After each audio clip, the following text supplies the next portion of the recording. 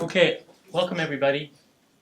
Great to have you here. I'm going to keep this, get this off pretty quick, because we've got a great lineup, but I want them all to have a time to talk. So I'm David Hart. I'm the director of the Mitchell Center, and this is something we do usually about once a year. A kind of a big set of lightning talks, 5 minutes at a crack. A great lineup of 8 different speakers. I'll kind of try and keep it moving, including a sound effect at 4 minutes and 30 seconds into the talk, so people know they got to wrap up. And there will be room. We're going to get everybody up in front, all 8 speakers at the end, and my colleague Linda Silka, who's a senior fellow in the Mitchell Center, is going to handle that, moderating that kind of discussion. So, just remind you that there is amazing work going on at this university by students and occasionally by faculty on sustainability issues.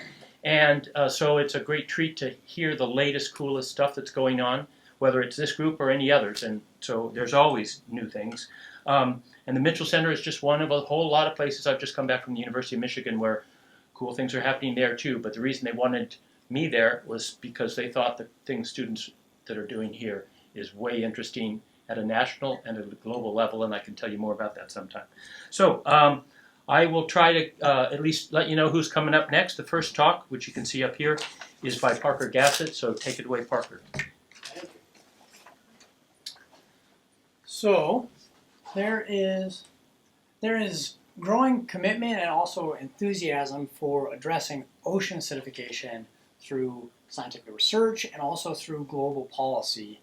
And of course, this is critically important because as CO2 rises, we see that ocean water acidifies, and this has deleterious effects on a number of very important marine species, for cultural reasons, for commercial reasons, and for the ecosystems themselves. And so within this field, in the past decade, we've also looked into this more nuanced process of coastal acidification, seeing that in the nearshore environment, this traditional concept is more dynamic because of a series of nearshore factors and also terrestrial factors. So understanding what to do about these issues is significantly different in the coastal environment than it is in the open ocean. And some examples of what these things are. So seasonal floods from high precipitation events, these will have an enormous effect on an estuary's ability to neutralize acids in a marine ecosystem. Traditional issues of nutrient pollution that can lead to algal blooming, that has significantly will exacerbate local acidification events. And then proper watershed management and even marine habitat restoration and also certain types of marine aquaculture can actually really improve an ecosystem's resilience to some of these coastal acidification trends. And this means that unlike global ocean acidification policy, local drivers in a local environment, you now have local opportunities to get involved in this type of sustainability science. And so for any number of these interventions and potential solutions for coastal acidification are now being seen through a smaller, more place-based scale. And critical to that scale is monitoring, research, and piloting programs that are at a local level and not just at a global level through modeling. And this kind of change in perspective for coastal acidification really highlights the importance of community-based water monitoring programs and the stewardship organizations that have for decades been working on water quality issues.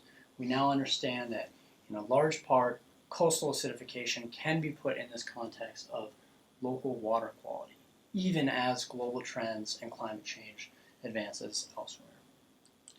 So in the Northeast, there is an amazing number of these groups that are doing important work and doing water monitoring and advocating for healthy and clean environments.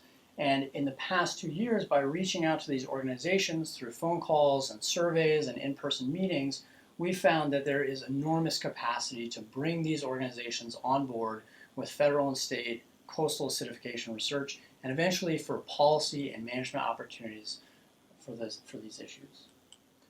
So last spring, we hosted a series of workshops that aim to align these groups in how they're monitoring and to really show the overlap in which monitoring programs are doing similar work. we started to put all of their monitoring station information onto GIS layers so that you can really see what's happening from this community-based perspective, and to show all the data and metadata that they've collected on these topics so that researchers from universities and federal agencies can have access to that information to improve models.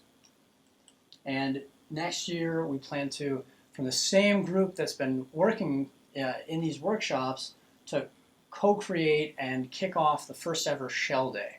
It would be a citizen science monitoring blitz for coastal water quality and specifically for coastal acidification.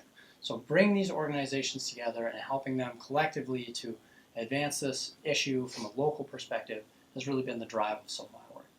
So with that, just a quick thank you to all those involved. We're going to do questions at the end of this session, but thanks so much for your time.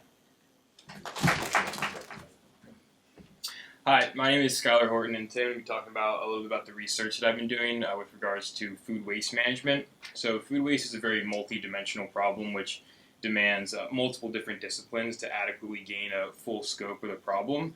This is why on campus I'm involved with the undergraduate materials management research team, which is focused on understanding food waste, the food waste stream in Maine. We're comprised of 5 different students, all hailing from 5 different disciplines, which really allows us to view the food waste problem from multiple different disciplines. So food waste occurs. Food waste occurs all over the world, but in developed countries it occurs on a much greater scale. In 2017, it's approximately 65 to 75% of all food waste stream activity was disposed of in Maine and not recycled. So this equates to about 170,000 tons of food loss, and this is a tremendous loss of nutrients that could be cycled back into the system. So to start to create a circular system, we need to reduce these waste streams. So you see here coming out of the system, there's waste streams. So from food production, we have pre-processing waste, and this could be food that's harvested and never even makes it to the market because of qualification standards. In food processing, you have post-processing waste, and this is when food is packaged and chopped up. All the waste from that is then usually put into landfills. And then you have the most waste, which is occurring at the consumer level. So this is the household level. So food that's past expiration dates, stuff that's in the back of the fridge that people have forgot about, leftovers, all those kinds of things are stuff that are being landfilled. So to start to create a circular nutrient system, anaerobic digestion and composting are technologies that can be used to divert waste streams back into the system. So through composting, food waste can be composted and used as nutrient-rich soil amendments that can be used to grow crops in. And in the case of anaerobic digestion, liquid fertilizers can be used, and then the solid residuals are squeezed of liquid and can be used for bedding as livestock. So although these technologies have been around for many years, they're just beginning to be used on larger scales. And so with emergent industries come emergent risks. And these risks are very important to understand and address if we want to create a circular system. So risk perceptions are the subjective judgments that people make about risks, their characteristics, and their severity. So these perceptions influence the marketability and the applicability of the end product, who uses it, and how safe it is to use. So for instance, if there's a consumer that feels that food waste that has been made into compost is contaminated and dangerous, they're not going to use that product, and then that's going to decrease the marketability and the applicability of that product. And then on the other hand, if you have a stakeholder or an operator of a facility who finds that he thinks maybe there's waste, there's contamination from a source that he's picking up from, he's not going to pick up from that source, and that waste is going to be sent right back into the stream. So that's why it's very important to understand these risk perceptions. So to collect these perceptions, the team and I sent out a survey to all food waste composting, processing facilities in the New England region. And the results that we got back from this survey indicated that contamination of feedstocks was by far the largest risk to operators in the New England region. And the top 3 contaminants specifically were trash, sharp objects, and chemicals. Now, trash and sharp objects in both processes are very hard to remove because they break down into very small pieces and can also cause problems for the consumers. And then in the case of chemicals, these are unvisible contaminants that can get into the stream, and if our crops are grown in the amendments, then people could have elevated levels of chemicals in their system. So the goal is, using this information gained from the survey, we can see what forms of contamination present the biggest barriers for stakeholders, and hopefully use that to inform policy. Thank you very much. All right. So thank you all. My talk today is about changing the academic paradigm and to include cultural science and Western science here in post-secondary education. And you might ask the question, well, why do we need to do that? Well, let me just throw out a couple of numbers to you. In 2005, there was a work that was done that indicated that only 0.21% of Native youth were pursuing a career in natural resources. In 2010, that research study showed that 0.19% of Native youth were having a career in the natural resources. That's pretty scary. What was even scarier is that 0.19% is actually an increase, because between the intervening years of 2005 and 2010, it actually dropped to 0.9%. So Native youth are the only underserved population that has decreased in the matriculation rate as it relates to natural resources in post-secondary education.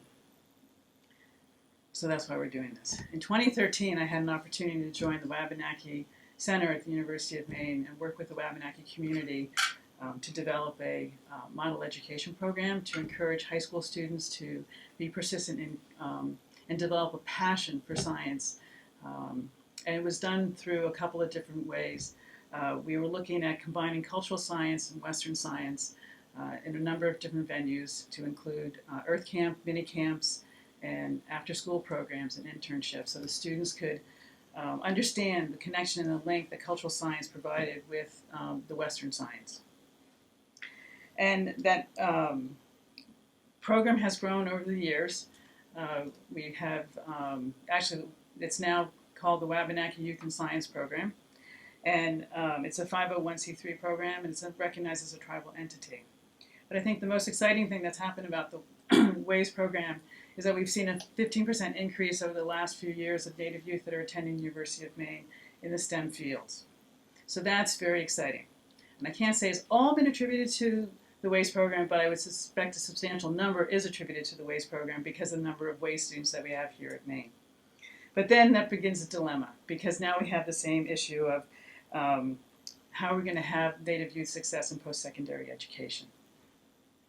In 2017, actually the Wabanaki Center and the WAYS program received a National Science Foundation grant, which has allowed us 2 years of funding to try to answer this question and this dilemma. And we're hoping to do it through the development of best management practices and using the WAYS program as our foundation. So we're looking at integrating cultural science, also known as traditional ecological knowledge, in with Western science. And we're actually doing most of the research this semester with two classes at the School of Forest Resources and one at the College of Engineering, to have cultural knowledge keepers come in and integrate the cultural science directly into the class. Of School of Forest Resources, there's 2, and the College of Engineering, there's 1. But we did a pilot study in the spring of 2018, and it was at the School of Forest Resources. And we had cultural knowledge keepers actually co-instructing with a faculty member. And it was very interesting. With the integration of cultural science into the forestry curriculum, it changed the student perceptions, not only the native students, but also the non-native students. The benefit to incorporate cultural science as an integrated component within the STEM field has broadening awareness for all students. It reinforces for native students the relevance and the importance of cultural science has. For some non-native students, it also provides a holistic or broader picture rather than just one segment that is perceived to have more validity. The challenge is garnering faculty support to include cultural science within the current academic pedagogy. The challenge is to develop the best management practices in a manner that will be supported at predominantly white academic institutions. The challenge is to have cultural science to be recognized as a valid science. Just remember, though, it's had thousands of years of peer review. The research and collaborative work that we're building will increase Native persistence in science for the Native students, but it also does for non-Native students. The additional knowledge provides a broader perspective as it relates to the environmental management. For all students, the inclusion of cultural science with Western science ultimately will benefit the future environmental decisions that they make. Cool. Thanks, Tish. The next talk is by Gabriella. Hello everyone, I'm Gabriella Marafino. I'm a first-year master's student in the Marine Biology and Policy dual degree program. And today I'm going to be talking about co-produced knowledge of a dynamic ecosystem. So the central question of my research here at the Mitchell Center is how do we tailor data integration to best fit the needs expressed by decision makers? To investigate this question, I'm looking at this in the context of tidal power development. So marine renewable energy is relatively new, but is becoming increasingly important as an alternative to fossil fuels. And the industry developer for this particular project is the Ocean Renewable Power Company, and this is a picture of their Tidal power system, one of the turbines. So on the right side for you guys is a map of Western Passage. Western Passage is an ideal area for this type of development because it's very dynamic and turbulent. So it's in a region of the Bay of Fundy that is unique because of its extreme tidal ranges.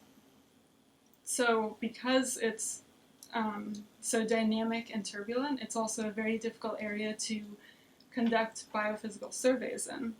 So this really highlighted the need to inventory the existing data sources that we have of this ecosystem, as well as identify any knowledge gaps. So our team at the Mitchell Center consists of interdisciplinary researchers looking to improve the decision-making process and data sharing as well.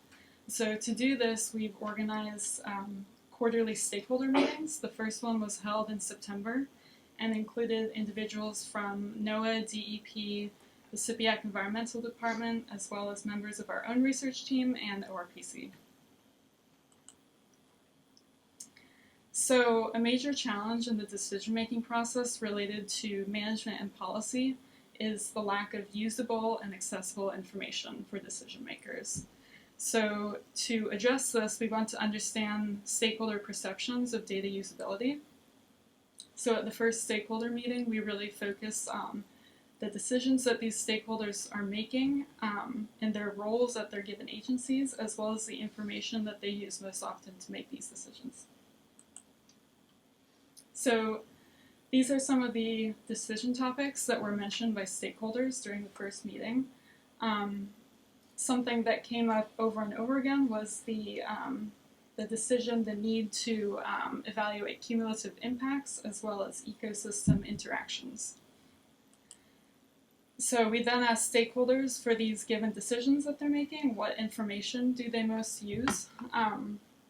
And the emphasis here was on both source of the information as well as format. So a couple things that really stood out and were highlighted at this meeting was the use of synthesized and report data for decision makers, as well as important sources are local ecological knowledge, citizen science, and historical data. So preliminary discussions from this first meeting suggest that it would be helpful for decision makers to have a central database where all this information is stored on the ecosystem of Western Passage, and as well as generate some spatial representations to serve as a decision support tool.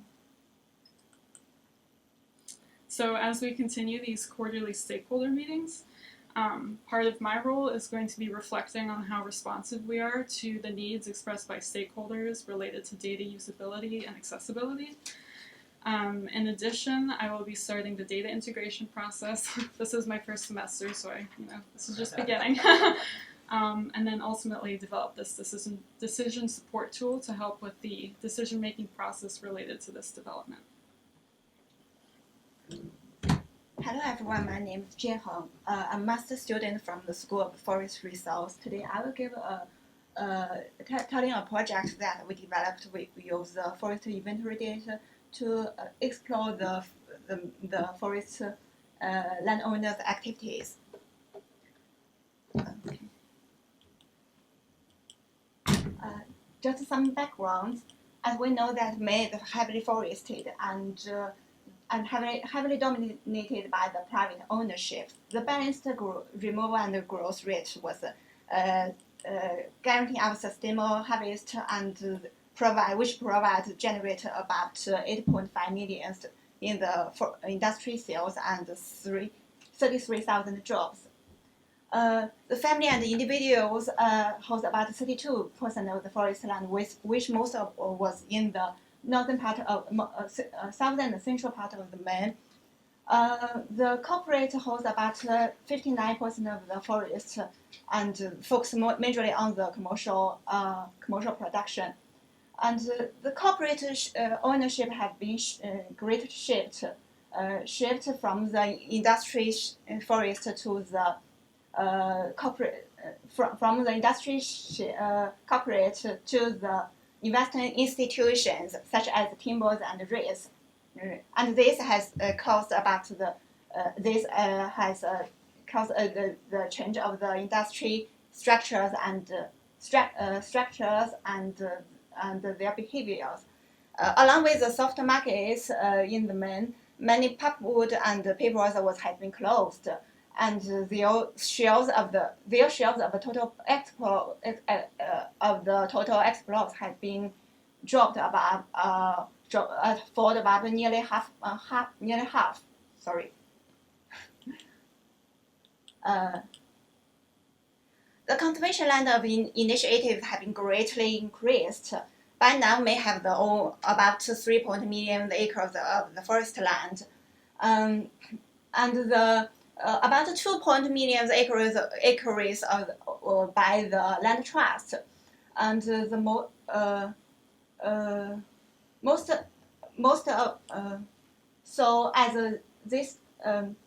in the relatively short time, the forest introduction of the forest products in the industry in the Maine has been faced about 20 to 25% of the marketplace, and so as a result, our project is to identify the major driver of the landowner activities and to estimate how the landowner react to the future challenge, and develop the strategies to encourage the family owners' active management. So we cluster our analysis into 3 periods from the 2002 to 2016, and we use multinomial logic model to estimate the management choice. And the key variables including the stampage price, the habitat choice, the site qualities, and the policies. And we also estimate the stampage. We also estimate the stampage supplies by coupling the predicted habitat probabilities with the inventory data. So our result shows that initial biomass have the great important role in the habitat decision making. The price also has the very important effects. But however, the forest fair market value and the conservation land shows very less effects. So in detail, the price are positive and significant on the partial and the clear cutting, both the sawlogs and pulpwood. The high initial biomass and the high harvest volume. The conservation shows both negative and to the partial and clear cutting. So in the summary, the initial stand volume will largely decide the landowner behaviors, such about 1% increase in the standing biomass will increase the supply by to 4.7%. And the price will also encourage the landowners' activities. The harvest probability was reduced on the conservation lands, but their impact on the supply is very smaller. Such as if we change the forest land to the conservation land, the supply is only decreased by 0.1%. So on average, reopening an per mile will bring the 400 million tons per wood. So, thanks. Hi, I'm B. Van Dam. I'm a master's student in the School of Earth and Climate Sciences, and I study hydrology.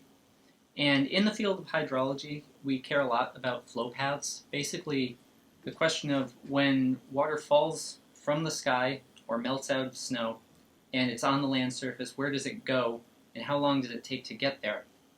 And if you guys can keep this picture in mind sort of throughout the talk, where I talk about upland microtopography, basically these little puddles are what I'm thinking about. They're very small features on the landscape, but there are a lot of them. And as you can see, they store water, and that becomes important. And so most hydrologic models assume basically that once that water is on the land, some amount of it will infiltrate into the ground during a rainstorm, and the rest of it will flow off the surface of the land into streams, into rivers, into the ocean. But that obviously doesn't happen in all of these cases. We have, if you walk out into the woods, a tree falls, the root ball comes up, and it leaves these holes, and so water will flow into these, and it will stop there. And either it will infiltrate from there, or eventually, if enough water, enough precipitation occurs, those will fill up and spill over. And until now, until fairly recently, we didn't have high enough resolution elevation data to pick these out from the remotely sensed data, and we had to use sort of lumped sums to figure out how much water is probably staying on the landscape. Now, however, with LiDAR elevation data, we have 1 meter and 2 meter grid cell size elevation grids, and so we can directly find these, these little water storage areas. And here's an example of a small watershed that's actually right off campus, right off Route 2 is that line that you're seeing, and all of the blue is, these are areas that fill during storm events. Some of them stay fairly, stay full for longer periods, but one way or another, now we know where water gets interrupted during these precipitation events. And so basically the method that we use for this, we have our elevation grid, and the computer pours water over it and sees where it sticks. And it's actually a somewhat time-consuming process because there is a good amount of data prep that goes into it, but it's fairly effective. And so we've done this process over a number of watersheds, mostly along coastal Maine. We looked here on Marsh Island. We looked down in Wells. We looked near the Darling Marine Center along the mid-coast, and in the Cromwell Brook watershed on Mount Desert Island. And then we had one inland watershed, and that is at Bear Brook on Lead Mountain. And these are watersheds that have different land covers, they have different slope profiles, and so we got a range of different behavior. And we found a number of things, but the most important was that if you look at different land cover types, we find that when we get rid of forest and we move to pasture and hay, when we move to cultivated crops, basically any time that we have come in and manipulated the landscape, most of what we're doing is smoothing the land. We get rid of these little pots that hold water, and so there's just much less storage that happens, across any particular landscape during these rain events. So why does it matter? Well, as I said, it can hold quite a bit of water. On one 465-acre watershed that we have right on this island, there's about 800,000 gallons of potential storage. That's quite a bit. And so our direct detection method can be used by other scientists. For example, Aram Calhoun's team, looking for vernal pools, can use basically our same method. This matters to stakeholders. It matters to local governments, developers, foresters, anyone who cares about flooding. It matters to anyone who cares about water quality, because these interrupt pollution being washed off the landscape and can filter it down through the soil. And then we found that this has been very helpful in a number of Mitchell Center projects down at Sebago Lake, the NEST projects, and then the project that I'm currently working on with Dr. Sean Smith, estuary margin watershed characterization. And that'll do it. Thank you. All right, everyone, thank you for coming. My name is Afton Hupper, and today I'm going to be sharing with you our research on cooperation in small-scale food purchasing cooperatives. So, cooperation, as defined by the academic literature, is an act that benefits others at a cost to oneself. And cooperation is seen in groups of humans, but it's also seen in the animal kingdom, the classic example being the clownfish and the sea anemone working together, living in a mutualistic relationship to help one another out. And the reason why we care about cooperation in our research is that it has been identified as being important in addressing sustainability issues with social dilemmas at the heart of them. And a classic example of this, as I'm sure many of you are familiar with, is Garrett Hardin's Tragedy of the Commons, which presented a scenario in which what's best for the individual was fundamentally at odds with what's best for the group. And so this is a challenge we see in all sorts of social environmental issues around the world. And so out of this idea becomes this science of cooperation, which blends elements from psychology, economics, anthropology, and evolutionary biology to target social dilemmas, knowing that cooperation itself is not really a solution because it's ephemeral. It needs to be supported, or else it will atrophy over time. So that leads us to the question of, well, what are the conditions that support cooperation? And from the science, we know that fast, intuitive decisions foster cooperation rather than slow, deliberative ones. Situations where the costs of cooperating are low and the rewards are high, as well as leveraging social norms in groups like status and signaling and reciprocity, close social groups of individuals, strong institutions with rules, and competition between groups all support cooperation. You can think of the example of a sports team that cooperates with one another is more likely to outcompete a less cooperative team. So knowing this, we decided to embark on a study of a group that we think to be highly cooperative, and they are food buying clubs. So they're informal groups of individuals, they're self-organized, and they convene to share their bulk purchasing power to obtain lots of local foods, natural foods, alternative foods that are hard to find in a normal grocery store. And some of these co-ops even transition into co-op stores, like a storefront. So they're essentially kind of the precursor to what you think of as a co-op. And in our study, we've conducted 2 online surveys, one in 2016 and then one this year, representing data from 14 individual buying clubs, 150 observations, and then we've also interviewed the coordinators of the groups and have access to some detailed purchasing history for these individual clubs. So we want to see how cooperative they are, what are the mechanisms they use to support that cooperation, and how does that cooperation evolve over time. And one of the ways that we use in cooperation science to measure cooperation empirically is through game theory experiments. And so one of the experiments we conducted in our survey is called the public goods game. Essentially, we presented members who were participating in our survey with an endowment of $8, and we told them they had the opportunity to donate any whole dollar amount of that $8 to a group fund, which other members from their group would also be contributing to, which would be then multiplied out and then distributed evenly among all members. And this is a measure of how cooperative individuals are towards their group.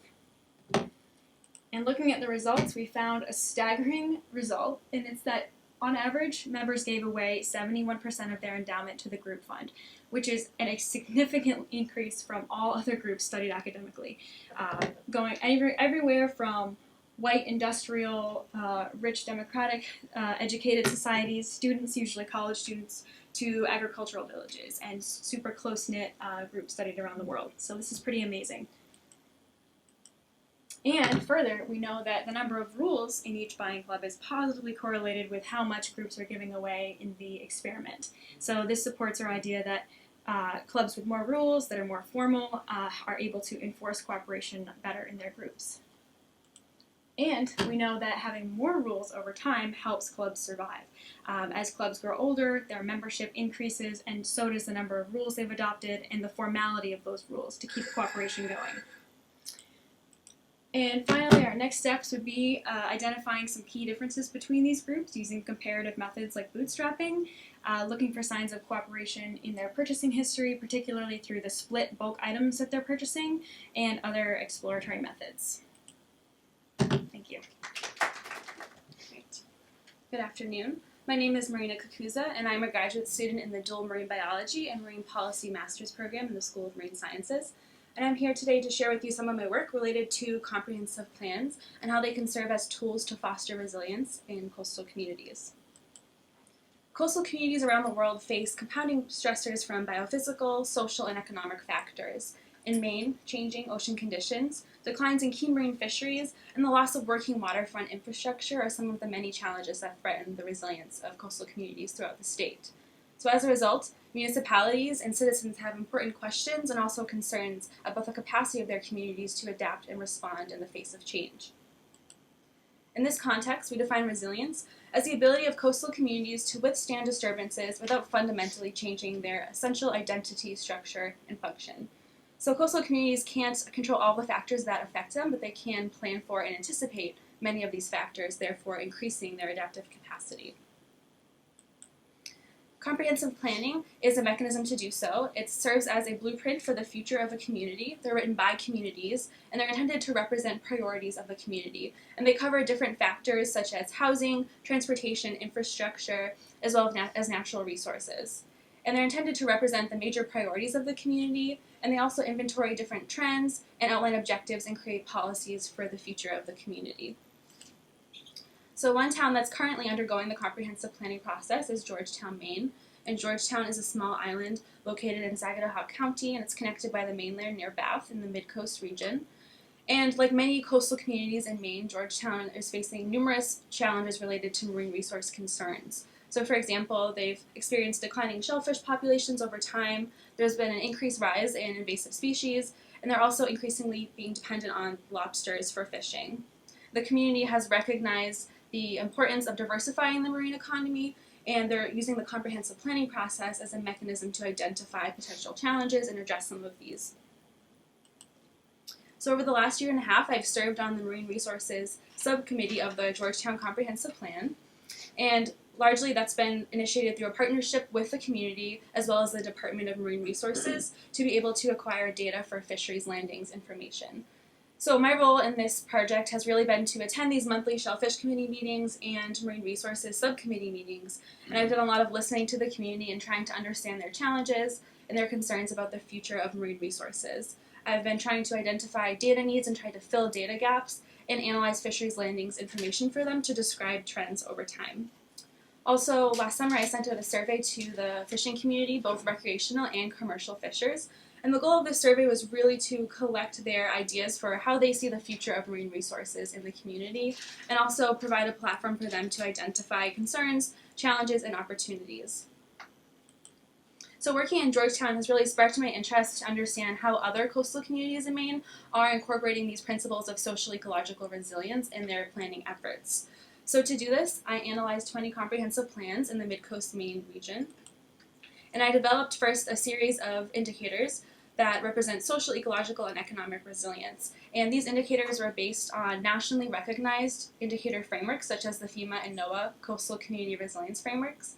And then I scored each of these plans based on the presence or absence of these particular indicators in the plans using a program called In Vivo, which allowed me to pull in these these plans and to code them and score them based on the presence or absence of these recognized indicators. So here are the preliminary results of my analysis. You'll see the different components of resilience are the different colors, and the size of the pie chart denotes the total resilience score. And some key take-homes from this analysis are that overall, communities in Maine were not addressing social ecological resilience very well in their plans. So out of a total 100%, the average score was just 36, which is concerning.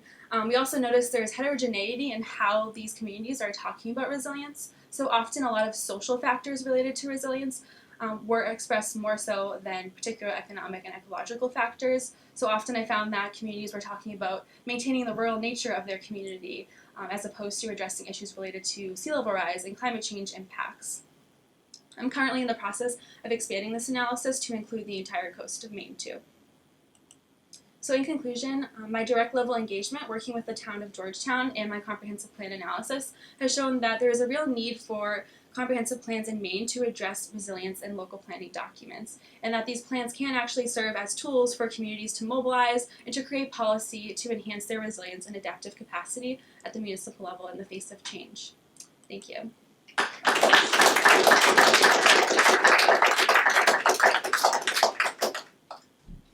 We'd like to have all the speakers come up front. We're going to do a number of different things. You get to ask questions, but first, I want you to, if you were a Mainer and you just heard this, what would you think? Where would you go with this? If you heard all of this, you were sitting here, I don't know, you might be the new governor, you might be the head of some of the different agencies. You might be working at a bank. So where would you take this? Would you go home and tell your dog about it? What would you do? And I can outweight you, so somebody has to talk. Would you say, they're doing nothing at that university that's helpful to us? So I'm not going to say much, but I just got off the phone with somebody who's lived in Maine all of their life. Then they went to Massachusetts, started a big company, have come back to help the state. And I know for sure, his name's Dale Flanders, he would have said, this is really amazing to see so many students going and connecting with real issues right here in the state. And honestly, the more close, for him, the more it involves kind of conversations with Maine communities, the better. So that's a call I had at 1:30.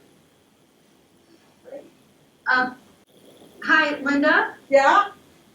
It's Esperanza here. I would say that there are several things that I would immediately reach out to some of the legislators to give them this information.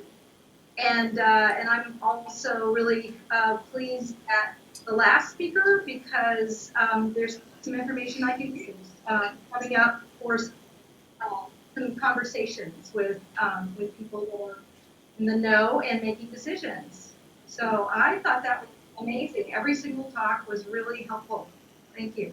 Esperanza, that's great. That's really great. So for those of you who don't know Esperanza's Tasha, she's part of the Marine Extension team, which is a little bit Sea Grant, a little bit Cooperative Extension, working along the coast, a real expert on many of these issues. So that's quite a tribute to have her tell you that you're doing good work. okay, another question. So you're really, really busy, but somebody gives you a whole free day and you get to follow around one of these projects. Which one might you follow around in terms of your interests, and what would you be looking for? Who do you want to follow around? Who do you want to follow around? Be careful how you answer, Andrew. I don't know. All of them. You Yes, say all of them. that's true. How about others of you? Who would you want to, which project that sort of links to what you're doing, or it's so different from what you're doing, you say, huh? Well, so I've never thought about all these small puddles before, and that's just fascinating to me. I study what people buy and get rid of, and I've never thought about the how these different puddles of water might be doing some really important things. So that was just fascinating to me. I want to go look at them and see what's happening there, and watch where the water goes. Great.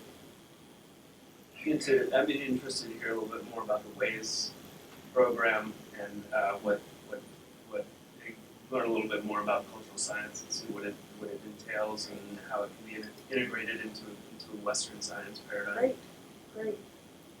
Which do you want to follow around? If you couldn't keep doing what you're doing and you had a day off and you thought, I could learn from, so which other project just was a surprise, grabbed you, you'd like to do? I personally really enjoyed. And talk real loud. I personally enjoyed the co-op discussion. Okay, so that was something learning that, about the co-op. yes. I want to chase puddles and drainage, and I'm also really curious about the Mid-Coast Maine comprehensive plans and how those compare. Other thoughts? I also thought Afton's co-op presentation was pretty interesting, especially from my line of research. I can see some overlap. It's very interesting. Love to follow that. Wasn't it amazing to see how much overlap there was?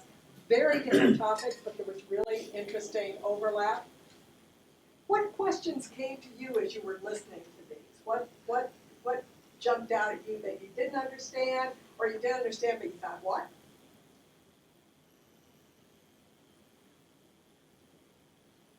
So I'll jump in because one of the things I found really interesting was the ways in which your different talks kind of connected in my mind. Yes. And even like, not only would I like to sit and hear you talk with each other about that, but then I'd like to just listen to those conversations. But I'll seed one by, so take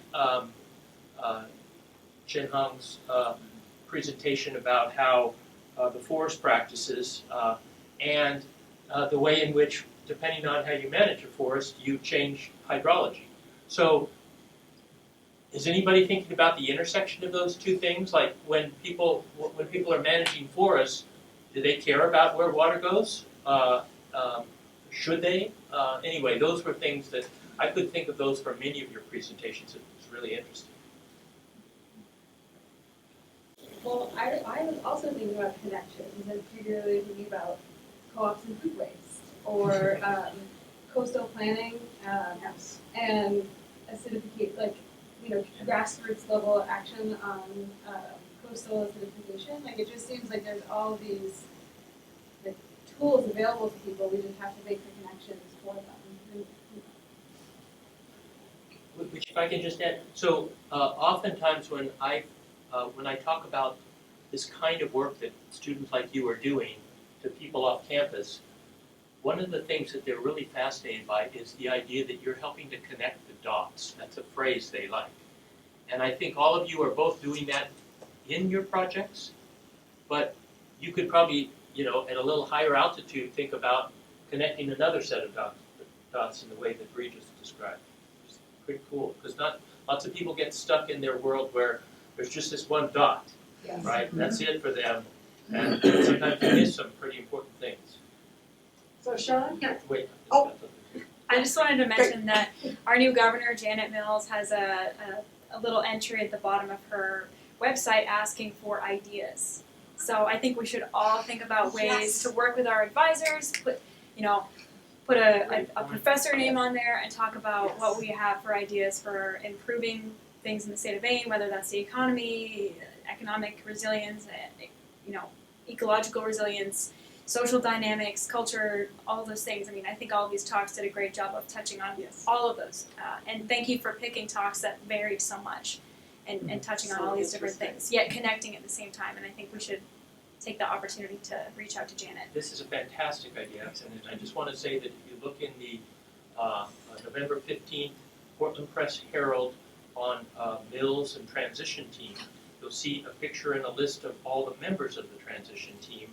And honestly, you could probably figure out, I don't know where you reach out, but if you have any connections, you know somebody who knows them. Remember how everybody in Maine, we all know each other, sort of. And so figure out how to, I had one of those people contact me the other night asking for some advice about stuff, but I think they're open to a lot of suggestions like this, especially if you can craft it in a way that you can kind of see they're already thinking a little bit about it. You might get some help with that with whoever the faculty are you work with. I think it's a fantastic suggestion.